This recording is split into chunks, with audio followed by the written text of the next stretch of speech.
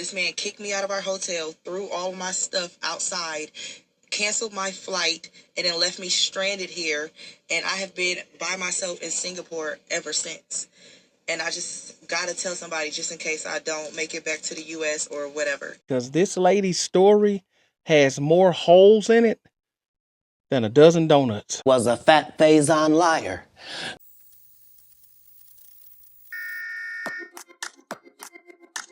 Hey, welcome back, Motivation Nation. It's your host, Air Gordon. Listen, I had to wear the detective hat for this one because this lady's story has more holes in it than a dozen donuts. So let's get into it and let's see if we can figure out what she's talking about here. To tell y'all something so crazy, but I am currently in Singapore stranded because I let this guy named Omar Ba Diallo fly me out for a vacation, and he thought that I was going to talk shit about him to my mom. So this man kicked me out of our hotel, threw all my stuff outside, canceled my flight, and then left me stranded here. And I have been by myself in Singapore ever since. And I just gotta tell somebody just in case I don't make it back to the US or whatever. But backstory, in 2022 or 2023, I dated Omar Ba Diallo. We ended up dating. It didn't work out. Fast forward, he has been trying to reach out to me ever since. In 2026, 2 weeks ago, he hit me up and asked, can he make it up to me for what happened in 2022? I said, I'm only into iconic things. What you got? He said, I want to fly you to Singapore for a vacation. And I said, well, I can't miss work. I like my two jobs. So he sent me $3,500 so that I would feel comfortable with missing work. Okay, boom, because I make good money. Fast forward. Anyway, I'm on the trip. We're all in love for the first couple of days. Everything is peachy clean. That's my man. Okay? Out of nowhere, the day before, we have a couple of mishaps, but nothing that will lead up to what I'm telling you now. Nothing of what I'm about to tell you is going to make sense. Nothing is going to add up to what I'm telling you is about to happen now. Nothing's going to correlate. So, 5 in the morning, we both go to sleep. We have been cuddling all night. We had just confessed our love to each other, whatever. We wake up at 5 a.m. We both do. I wake up to clean off my makeup because I slept in it. He wake up to get some water. We both go back to the bed. I realize I want to call my mom and my friends because it's 5 p.m. in Atlanta, Georgia. He goes back to sleep. He's only been asleep for 4 minutes. I tap him, say, hey, let me get the room key so I can go downstairs. He act like he don't hear me, but he did. He act like he don't hear me. Boom. I take the wrong room key and leave. And when I close the door, I realize I have the wrong room key. So I start calling his phone, and I realize... Hold on one second. So I'm taking notes. Like I said, I got my detective hat on, so I got to take notes here. What do you mean you took the wrong room key? And why can't you call your mom in the room? Right? Why you can't call your mom in the room? Why you got to go downstairs? And now you're saying you took the wrong room key, which I've never heard of that because generally you have one room and they'll give you two keys to the same room, right? So I don't know how you have the wrong room key. But then you went outside and realized you had the wrong room key and then you tried to call him from your cell phone to his. So why didn't you just use your cell phone to call your family back home in the room? I don't think you were going to call your family personally. But anyway, let me let you continue. I'm just making sure I'm keeping track. All right. 2 weeks. Okay. 22, 3,500, 2 jobs. Okay. I'm in it. All right. Take y'all notes. his phone's not ringing. It's on silent. How we on a vacation and the night before you just talking about marriage and kids and how we going to do this and how we going to do that and on this and that. And you want this with me, but your phone on silent. Second red flag. Okay, boom. I knock on the door. Immediately, I can see in his eyes, this is a switch. Like, this is not Omar. I don't know who this is, but I could just tell, I have discernment. This is not the man that he was trying to portray to me. So, boom. I walk past him through the door, and I'm like, what are you acting like that for? I'm like, hey, babe, give me the room key so I can go downstairs. I want to call my mom and my friends. He was like, you're not going downstairs to call your mom and your friends. In fact, you're going to get back in this bed. You're going to go to bed. And I'm like, no, I'm not. Then this boy proceeds to call me. He was like, you are so fucking dumb and slow. You lack common sense. And one thing we ain't going to do is insult my intelligence. Because you know what? I have 2 dual degrees. I have a dual degree at Clark, Atlanta. I am top dog at everything that I do. Okay? I'm an Aries. I don't play. One thing we would never do is say Mariah Melrose is slow, dumb, nothing. Yeah, you're slow. Okay. No, and you don't have discernment. So you stopped dating the guy in 2022. 4 years later, he hits you up and says that he wants to reconcile. And then out of nowhere, you just accept a flight to Singapore for a guy you haven't spoken to in 4 years. And you say you have discernment. And you're going out of the country with a guy you have not talked to in 4 years. And he's been hounding you for 2 weeks. And you said everything that you're going to do has got to be iconic. Well, this is iconic. This is very iconic. Not the iconic that you thought it was going to be, but this is iconic. He lived up to his word. Now you got to give him that. He's giving you an iconic trip, but you don't have discernment. That ain't what you don't have that. And yes, you are slow because there's no way you should have been taking a trip out the country with a man you ain't talked to in 4 years. But you're an opportunist. And this is how it always goes for opportunists. It never goes the way that they plan for it to go. But let's let her go on. There's more to this nonsense. Go off on him. I'm like, you're pathetic. I can't really clock it, but I think you might have mental issues, and they're just now coming out on the trip. And I'm realizing you might have grown mental issues over the course of time that we have not been speaking. It's given pathetic. I'm going to go call my mom. I'm not sure if you think I'm going to go call a man or what is going on, but I'm going downstairs. I'm going to make a phone call.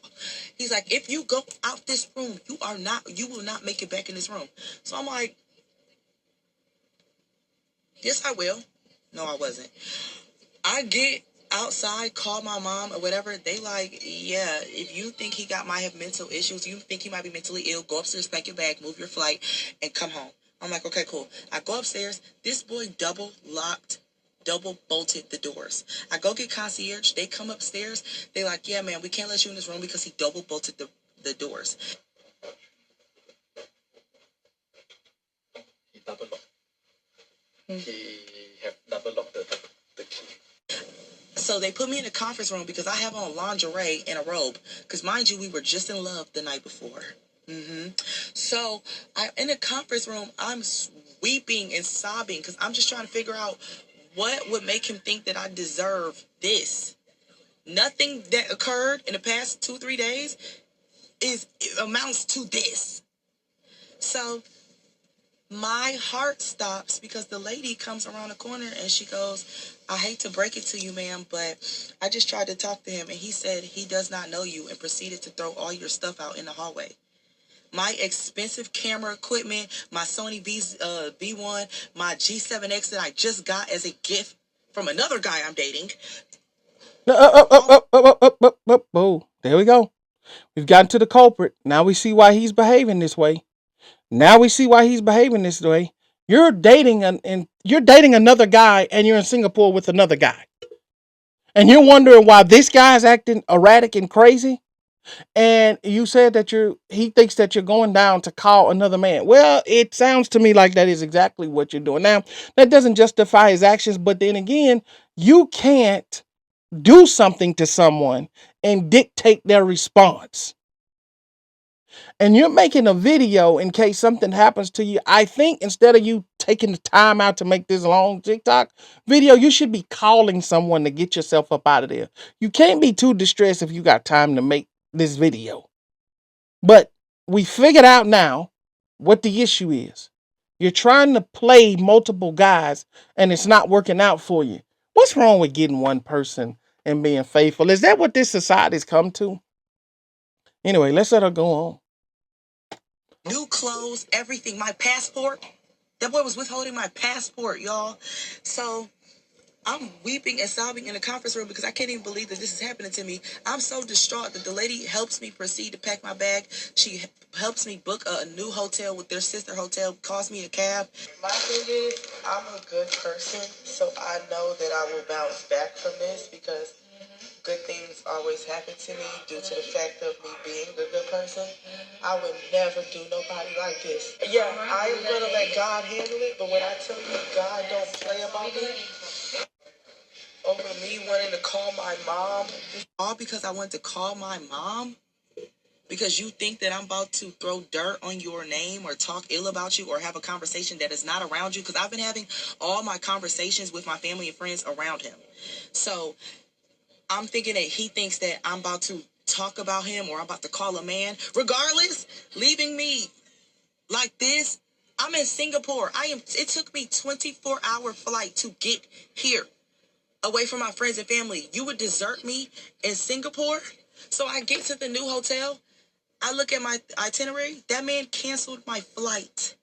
And the reason why I let Omar book my flight is because I don't never, ever, ever, ever, ever let a man book my flight. I always get the money first. But I have to I'm an accountability queen. I can take accountability. But the reason why I let him book my flight is because you sent me $3,500, which showed me that you cared, that I cared that I was missing work. My flight was $3K. So you damn near spent $7K for me to get here. In 2022, we were at odds. You let me borrow your car. I wasn't on your insurance or anything. I could have ran your car into the river. I didn't do none of that. You trusted me that I had your car for weeks when I got into a car accident before I got my dream car. But anyway, it's the fact that you had shown me so much trust that you care about my well-being that I would never think that you would do this to me. You're the one who brought me here because you said that you want to show me that you're the man for me. You want to date me. You want to make it up to me. You want to see where things go. You talking to me about kids and family, and you would leave me stranded in another foreign country. And I promise y'all, like I have never been more brokenhearted than I am right now. Like, I think this is the worst a man has ever done me. And I think what really, really, really like sends me over the edge. He told me some of his deepest, darkest secrets. He basically told me that when he was 9, he lived in West Africa, and that his parents smuggled him into the United States, and they paid somebody to steal an American person's name, so he has an American person's identity, their social, and everything. He's not a real citizen, so he's been living under a fake name. His real name is Omar Ba, but he's under Omar Ba Diallo.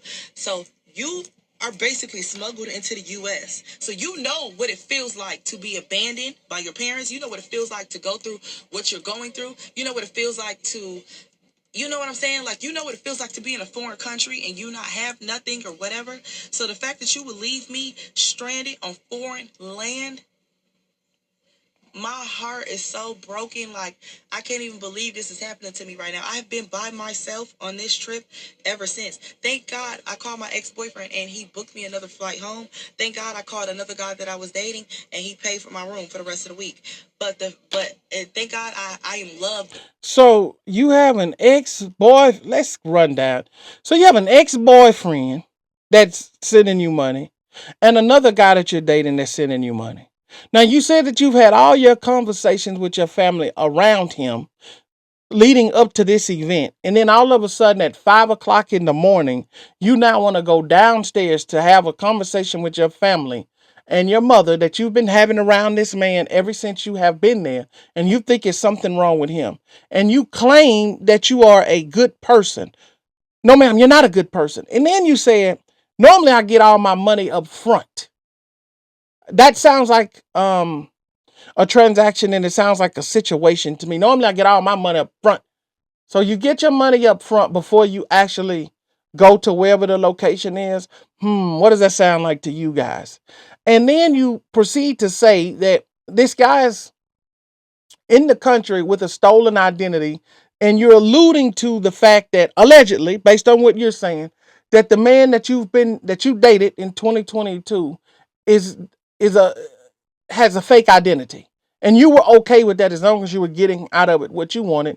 And you were okay with it going to Singapore, but because you were disrespectful to him, you wanted to go and call, you've noted 3 guys as of right now that you probably, that you talked to, because you called 2 of them, they sent you money, and the one guy bought you the camera. So we got 3 guys that you talked to, right? And so you're upset because he was leading you on with everything that he wanted to do as far as a family and all of that, as you were leading him on. Because you have 3 men that you're talking to, and you had to go and make your phone calls to talk to these 3 men in private, and it couldn't be around this guy. That's why he was upset at 5 a.m. when you were trying to leave the room. Because he had already paid his money up front. Got it? See, we don't have to call Miss Cleo and look in a crystal ball to figure out what's going on here. And then you get on full makeup, everything's done, and you want people to come on here and feel sympathetic for your story. You want to play victim now. You've put yourself in a dangerous position, but you put yourself here. And when people put themselves in dangerous positions, they have dangerous consequences. And then you want people to feel sorry for you. But let's let her finish and we'll give our closing remarks. But let me know if we missed anything thus far and what's your take on this. I did look at the comments and they said this lady's told 3 different stories and everybody agrees that this is not a good person that we're watching. But anyway, let me let her finish. Where I'm at, because the fact that Omar would do this to me, knowing that he's all I have in Singapore, literally, like, you all I have. I'm not a loser and I'm still living my life on this trip, but it's just really hard for me to live because in the back of my mind, I'm just still struggling with the fact that this guy really deserted me in this foreign country. I am 24-hour flight wise away from home, and I just need to put this story out here just in case I don't make it back to the US. I am about to tell y'all. Ma'am, you are a loser. Imagine working 2 jobs and still having to beg somebody to pay for you to go on a trip that you can't afford. That's not a trip you should even much be on, ma'am. You went out there to use this guy. And look, man, listen, okay, if this was my daughter or my niece or something, you guys have to be extremely careful as you guys are going out here and playing with people and playing with their emotions and playing with their money. No, it doesn't justify anything negative happening to you. But here you are now afraid for your life because you've put yourself in a position that was completely unnecessary. This is complete unnecessary behavior, all because people think that they're players and pimps and they think that they can play with other people's emotions and then dictate the way that they respond to the people playing with their emotions. You cannot disrespect someone and dictate that person's response. So it's best not to disrespect people. That's the motto I live by. I don't go around disrespecting nobody. I'm going to meet everybody with respect because I don't get to dictate the way that a person responds to disrespect, and they don't get to dictate the way I respond to disrespect. So in my book, it's just easier to approach everybody respectfully, treat people the way that I would like to be treated. And if I see someone that is not going to be respectful, I remove myself from that situation so that I'm not forced to have to make a decision. But it seems like in this timeline, and I say this in every video, I'm like Marty McFly. I'm from a different timeline. This is an alternate reality for me. I don't know what happened. I'm having a hard time understanding what goes on in this timeline. I'm trying to get back to my timeline where I understand and know what's going on. Because here it just seems like people are okay disrespecting people, using people, and then getting on social media and trying to embarrass those people. And this stuff, unfortunately, has real consequences. Real consequences. And people need to take this stuff into consideration and stop taking this stuff as a joke, okay? So we've diagnosed this, we've looked at it, but at this point we have to get serious. We have to get serious. This is a teachable moment. Like I said, if I'm talking to my daughter, I'm talking to my niece, don't play with people's emotions. Don't do that. Don't play with people's emotions and don't play with people's money because you can't dictate how they're going to respond. Listen, I'm not going to make this video any longer. If you made it this far, I do appreciate it. If you took your notes, drop down in the comments and let me know what you guys think about what it is you just heard. But y'all heard what I heard. Y'all saw what I saw. It's your turn. Get down. Let me know what you guys think. That's it for this video. See you guys on the next one. Out.